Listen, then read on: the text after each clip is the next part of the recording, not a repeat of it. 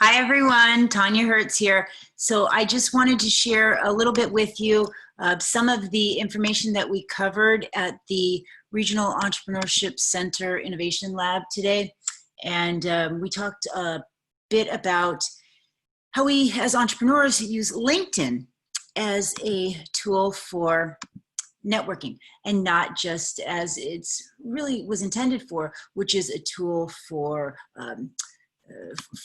people to recruit and select employees. So LinkedIn is used quite a bit by a lot of different users. People use LinkedIn for a number of different things, but we do know that when companies are hiring, they will tap into LinkedIn. They'll tap into social media. They'll Google the names of the of the candidates, and very often Google takes them to LinkedIn.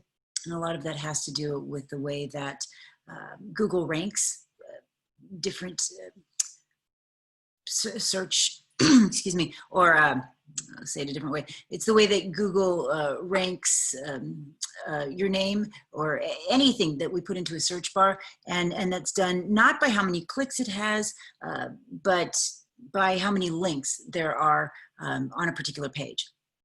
And so LinkedIn has a lot of links because of the links that it has to other users, the links that it has to other websites, companies, and things like this. So people, when they type in a name into Google, very often that name will bring up the LinkedIn account, especially if it's a good account. And if you haven't done so, I recommend all of you now go ahead and Google your name exactly the way that you have it on your business card or your resume, because that's what people are going to put in when they're looking you up. So entrepreneurs use LinkedIn for different things. We use it to network with one another, to connect with one another, to find other founders of companies, to find our mentors, advisors, team members, employees, anyone that we want to connect with. We use LinkedIn to do so. About 92% of all entrepreneurs are using LinkedIn to connect with one another. We use it to promote ourselves, to promote our business, to promote our brand. We use this to locate speakers when we need speakers, or venture capitalists when we need venture capitalists, products recommendations. We use it for a lot of different things, And I recommend that before you do anything with your trying to find a mentor or trying to build out a team, that you make sure that your LinkedIn looks very good, because people are going to look on there and see whether or not they want to invest in you, whether that's monetary investment or investment of time and energy. So LinkedIn is for professionals. About 64% of LinkedIn users actually have a bachelor's degree or higher. That's compared to about a little over 40% for Facebook, and even lower for Twitter. 86% of CEOs say that they use LinkedIn for networking with one another, for their peers and colleagues. And about 92% of entrepreneurs or founders, like I said, use networking for connecting with peers, for connecting with colleagues. So if you are in entrepreneurship, you should be on LinkedIn so that you can connect with one another, because that's how people are connecting right now. When you're connecting, you'll want to have an updated photo. You'll want that photo to be somewhat professional, professional attire, sitting up straight, good lighting, not having a drink or being on the beach with your friends, but really a professional type photo that you'll use to represent yourself. You can go to a job fair to get your photo taken. You could pay to get your photo taken. If you're bootstrapping, just come to the Rec Innovation Lab and we'll take your photo for free. We did that today, and we'll do that again during the semester. I actually had some of the entrepreneurs, the students in the Gazelle Path, were taking the photos, and they did a great job. They came out so good. Normally I would bring in the professional photographer, but it worked out great. I loved it. So you want to make sure that your LinkedIn profile, technically it's your online resume. Your LinkedIn, it's not a place that you house your online resume. You don't cut and paste your online resume there. You actually, it's a built out, separated online resume with work samples, descriptions, and all of that work history that you have, so that you want to make sure that your resume is a good place to start, that your LinkedIn is bigger than your resume. It's beefier, it's more robust than your resume. So I always tell students, just cut and paste from your resume so that there are descriptions of your, the job, the duties, the company, etc. So you'll use your LinkedIn, unlike a resume, in that it's much more complete. You won't, don't feel the need to omit as much. So it can have lots of things, even if they're not relevant right now to your particular industry. And it's a good idea to have things that show that you are, that you have a broad and diverse background of knowledge, skills, abilities, education, experience, passion, projects, etc. So make your LinkedIn profile public. That's how people can actually find you.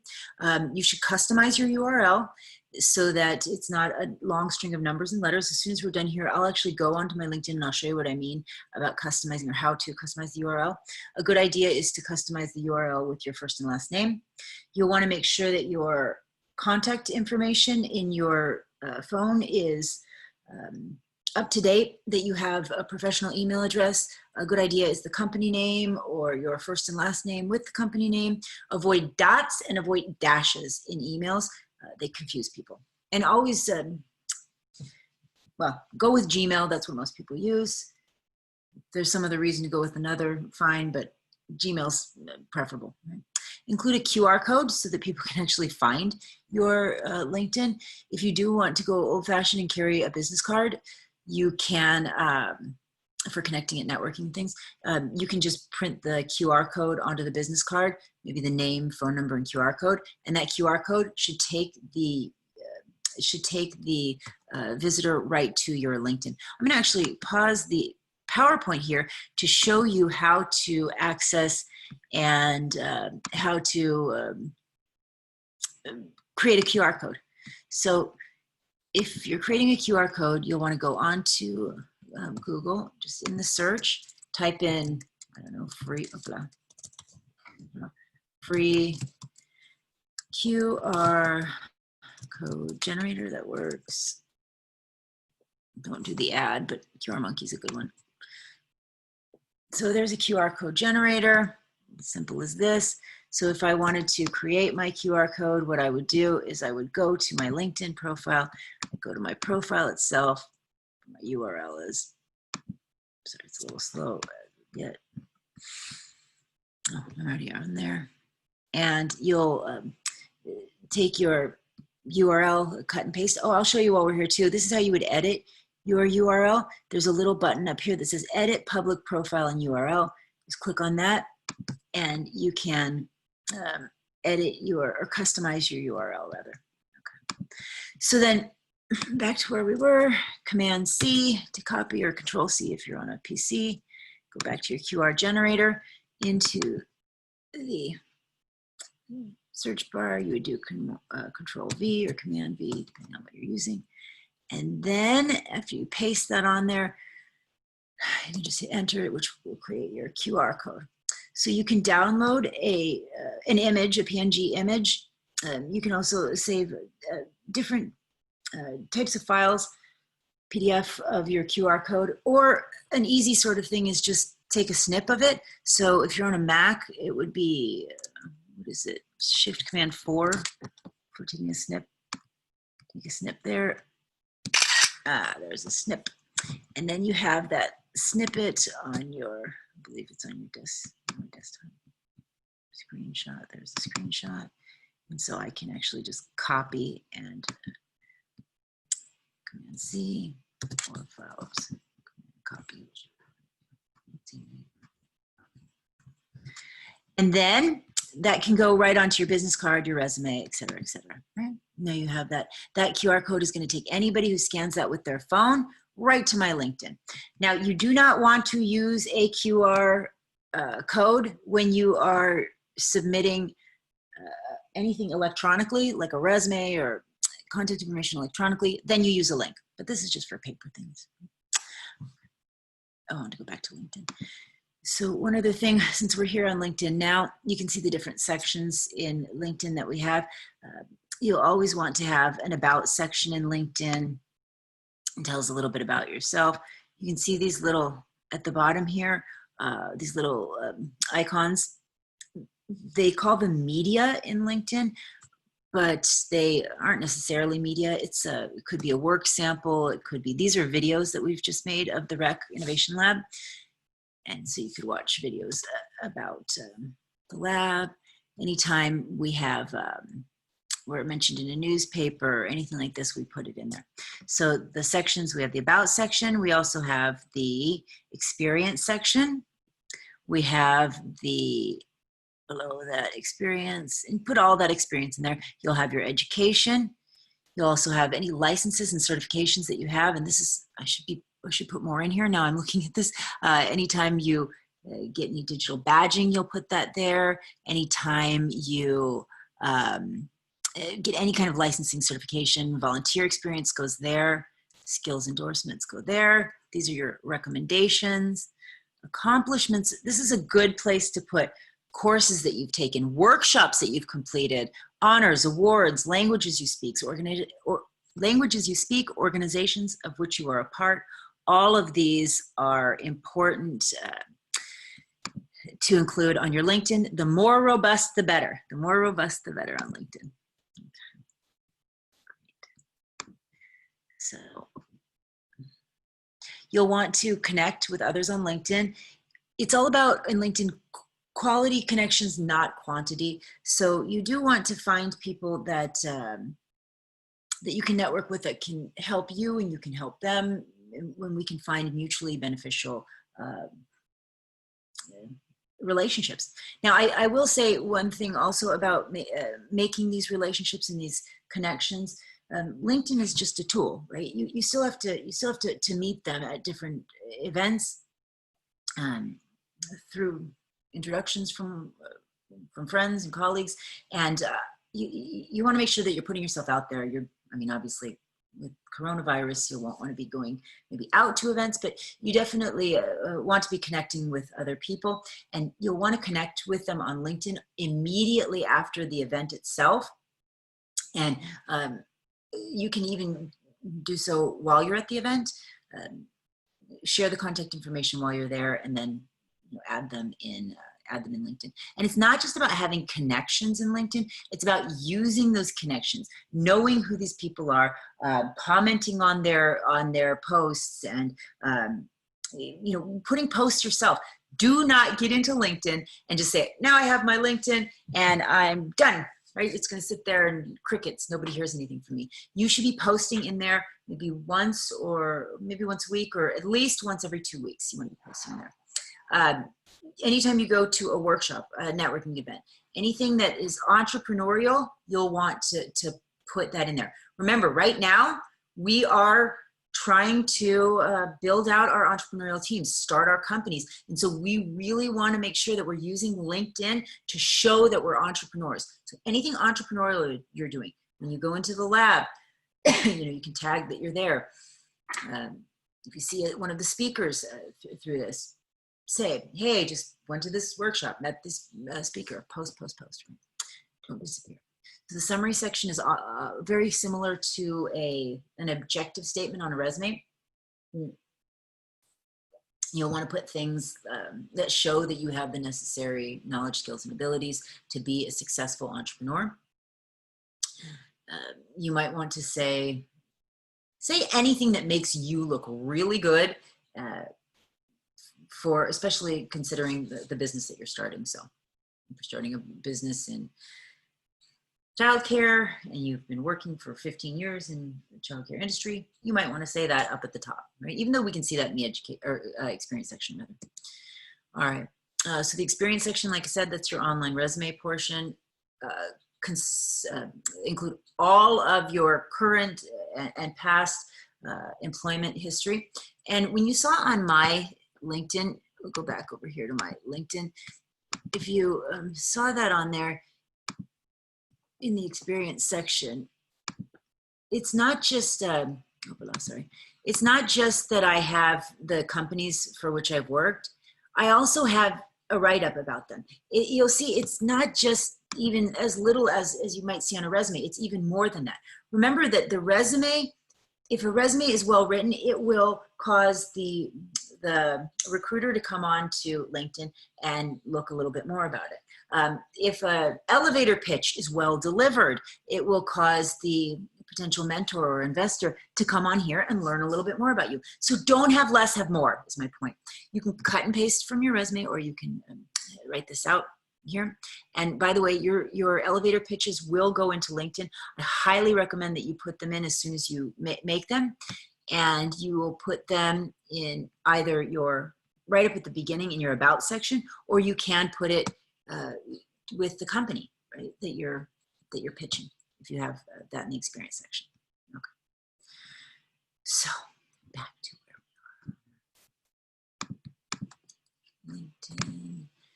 Make sure, like I said, a minimum of 3 to 4 job duties, just like on a resume. The more, the better. Okay. Oh, and if you're having trouble writing a description of a particular job, you can always go to onetonline.org, and there it's collaboration of the Department of Labor and I can't remember who else. Well, at any rate, it's Department of Labor. They have lots of information about jobs. They have all of the tasks that the most people who hold a position similar to yours do. And so that's a good place to go if you're having trouble writing out your the duties or description of the duties.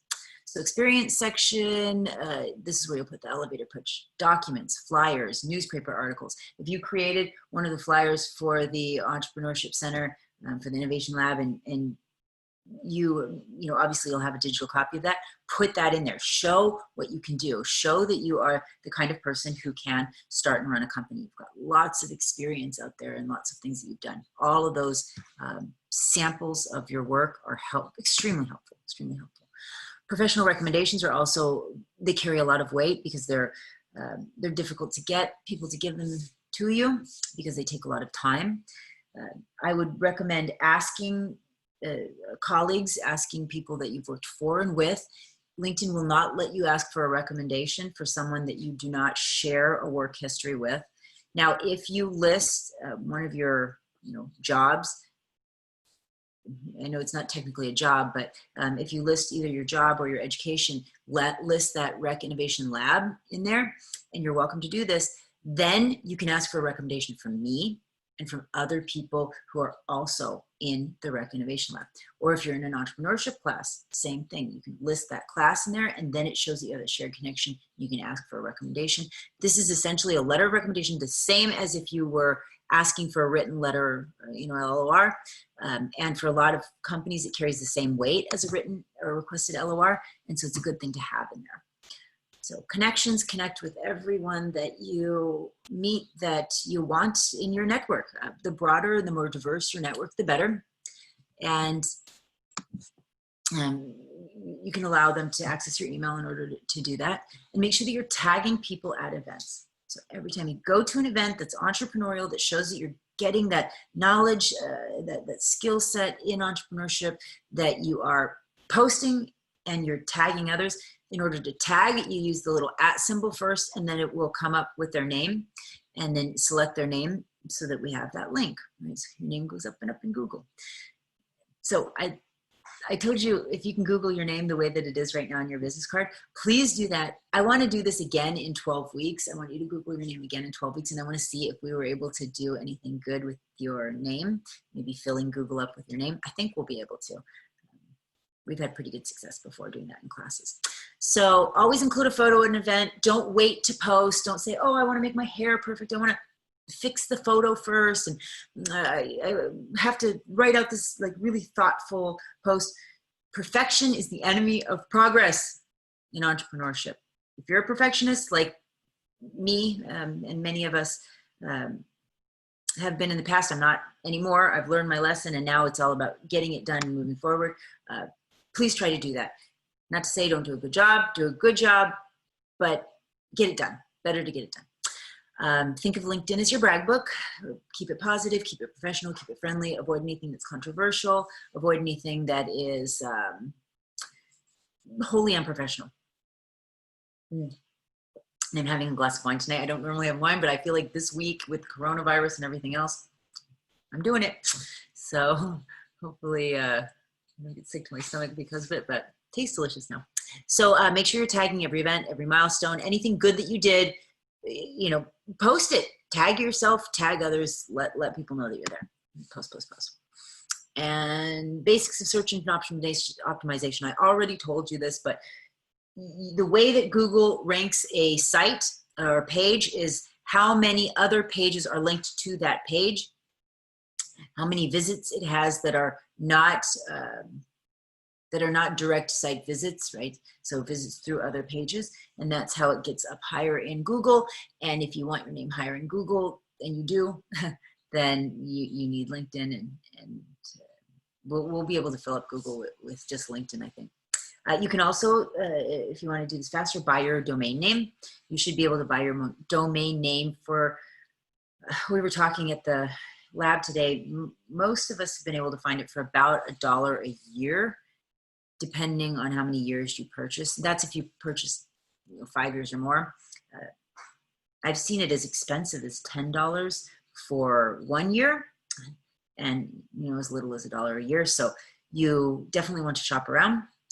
Buy the domain name, maybe your first and last name, or the name that's on your resume or business card, if it has the middle initial. Oh, and I should say that too. If you have a name that's very common, or a name that, like, maybe you share a name with somebody who's infamous, like let's say your name is Donald Trump, right? You don't want to expect to fill Google up with you. It's just not going to happen. And so a better thing to do is rebrand yourself. That's what you're doing. That's what we're talking about, is branding yourself. So rebrand yourself with a middle initial or a middle name or some other way to differentiate you from, who. So, and then that goes on your LinkedIn, that goes on your business cards, that goes on your resume, that goes on everything that goes out on your website, everything.